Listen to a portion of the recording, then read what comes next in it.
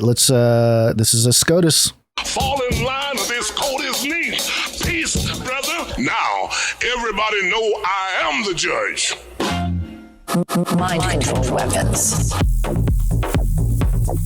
I thought there was a different SCOTUS jingle. Yeah, we got it's the bong bong. Yeah, the bong bong. I thought it was at the end of that one. SCOTUS. There it is. There it is.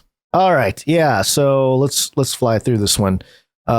We reported on this the other day. Could almost just summarize it. Yeah. Well, Daily Mail does all the summarizing for us in their headline and bullet points. So the headline here from the Daily Mail: Mom of Ohio girl, 10 years old, who was forced to get abortion in Indiana after being raped by illegal immigrant, says daughter is fine and defends the suspect. Quote, everything they say about him is a lie. That's the headline. Yes. And this is in regards to that story about the 10-year-old who had to go across state lines to get an abortion that President Joseph Robinette Biden told from the pulpit. Yes. Before it was verified, I guess, publicly. And nobody had verified and nobody was able to follow up and verify the story. And then you remember we talked about it. We're like, hey, it's kind of shady. And even like Snopes was that Snopes? Was that the one? Yep. Snopes had having trouble. And then the story hit about Gerson Fuentes, this illegal immigrant who apparently this happened and blah, all this kind of stuff. But horrible story. So pedophile. Yeah, pedophile. Child very rapist. Conveniently, all this would happen. Right. It's just difficult to coordinate, but they pulled it off. But let me just read a little bit here. The mother of the 10-year-old Ohio girl who was raped and impregnated by an illegal immigrant has denied the charges, despite the suspect admitting to the crime. The woman, who declined to identify herself, claims her daughter is fine after being forced to travel to Indiana to get an abortion. The procedure was barred in her home state due to the so-called heartbeat bill, which bans abortions after a fetal heartbeat is detected. Gerson and Fuentes, that whole story, by the way, about her pregnancy was never verified. It was told by one doctor who was losing her job, who heard it from another doctor, right, who could not verify anything. They had to find somebody to take the fall here. Yeah. What about an illegal immigrant? Yeah, that's good. They got this guy on file, the pedophile illegal immigrant, perfect candidate for this kind of psyop thing. And they actually have a video here from, I think it's Telemundo, of a reporter who knocked on the door of the woman who claims to be the mom of the 10-year-old. And you said you watched that clip, right? It's all in Spanish. Telemundo tracked it down. Yeah, Telemundo. Yeah. And then it says that, quote, so this is the back and forth in English, the translation.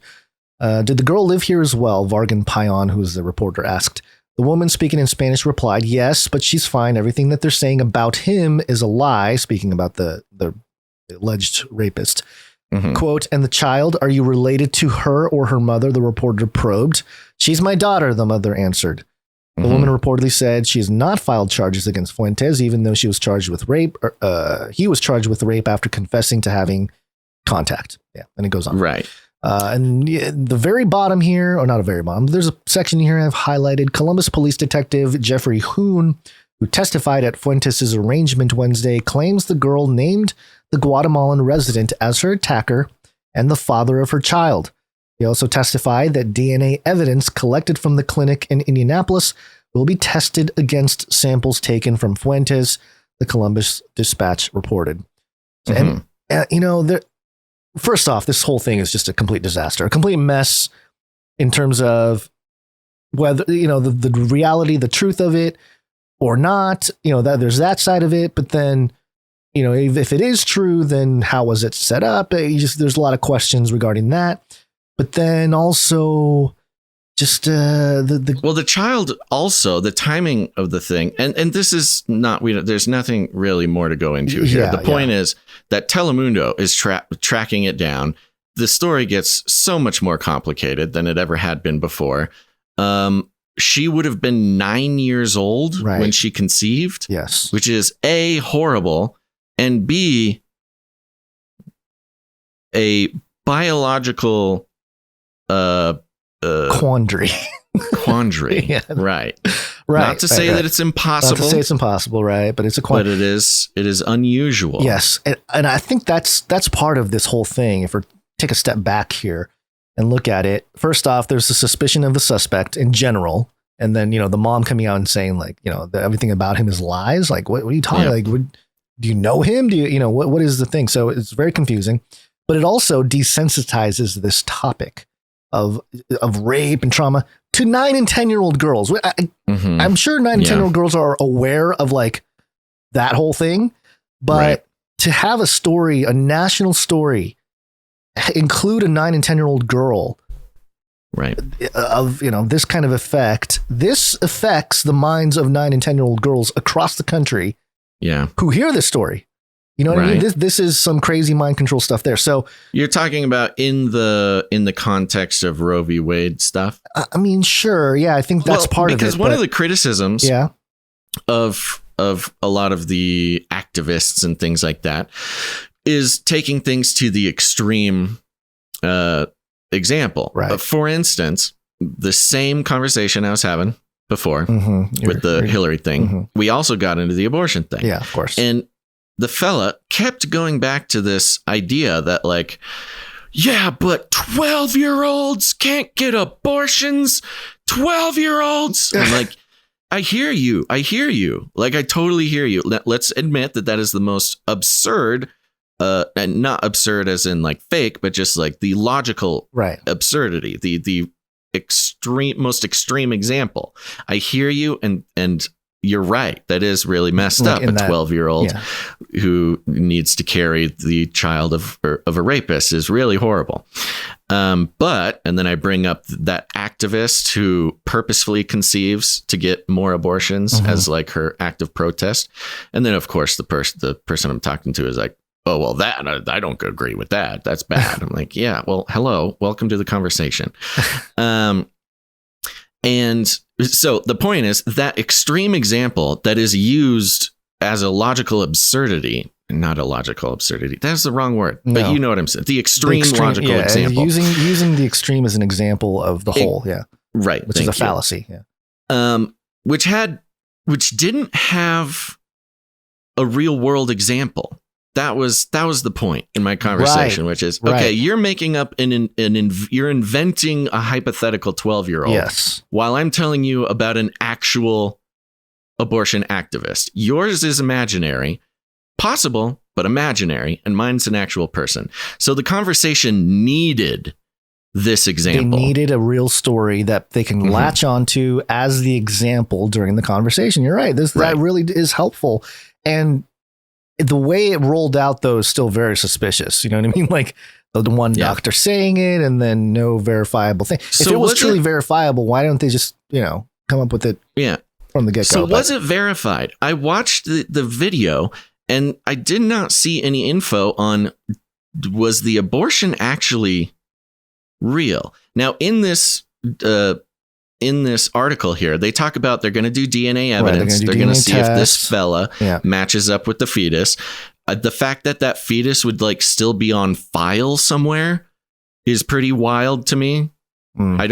That is hard to believe because as far as I understand it, and I could be wrong, once a fetus is taken from a mother, they don't like put her name on it and a phone number and like put it in a file. Like it gets sold to pharmaceutical companies and like it ships out the next day or whatever. So I don't know. I don't know how exactly that works, but that's the update. I imagine there's going to be even more updates. But yeah, the mother is protecting the rapist, which, in a court of law, he is innocent until proven guilty. The DNA evidence will help that, if it is true. But either way, can you imagine your situation with your 10-year-old becoming the flashpoint for a national civil war over abortion and reporters showing up to your 10-year-old needs to get an abortion. You cross state lines, the whole thing. And then everybody in the country knows about it. And half the country you are naturally trying to keep secret. Yeah. I don't know. And half the country hates you. Half the country is using you for their political argument. Exactly, is using you. That's the thing. It's Yeah. not like anybody loves this person for what they had to do. They're using them. Yeah. Anyways, here's some more solid information, some updates on Roe v. Wade. abcnews.go.com. House passes bill to codify Roe, protect interstate travel for abortion. Whoa, and an autoplay of Pelosi yelling starts on this Wearing page. green. Wasn't she wearing green in there? She's wearing green. We got the green goddess back Green up top goddess, there. yeah. And especially during, anyways. The House of Representatives on Friday passed 2 measures to restore abortion rights after the Supreme Court's overturning of Roe v. Wade. The action comes as Democrats ramp up their political messaging on abortion ahead of the November midterm elections. Thank you, ABC. Hoping the issue will drive voters to the ballot box to preserve the party's majorities in Congress. ABC telling it how it is. Quote, "It's outrageous." And then a quote from Nancy Pelosi about abortion. The first bill, titled the Women's Health Protection Act, would establish a statutory right for healthcare providers to provide and patients to receive abortion services. It would also prohibit states from imposing restrictions on abortion care. So here it is. This is the codification of Roe v. Wade, which they have been holding over the heads of Democrats for 50 years. They have been promising to do this. Every time they have a majority, Obama could have done it. Clinton could have done it. It could have happened a long time ago. But it's a useful tool to hold hostage Democratic voters, which they are doing now because the measure passed in a 219 to 210 vote. No Republicans voted in favor of the bill. The Women's Health Protection Act now goes to the Senate, where it previously failed to move forward after the House passed it in September 2021. So then it gets into the filibuster, things like this. So they do not have the votes in the Senate to pass the codification. They passed it in the House, but it's definitely not going to pass in the Senate. And this will be a perfect excuse for pushing Democrats to go vote in Democratic senators. They're not expecting this to pass. It's almost certainly going to fail and will be a very powerful motivational tool for Democrat voters in November. The fun part will be watching a Democratic majority in Congress after the midterms also not codify Roe v. Wade, because it does not help anybody politically. And there's your update. We'll see what happens. Aborted feces. Mm-hmm.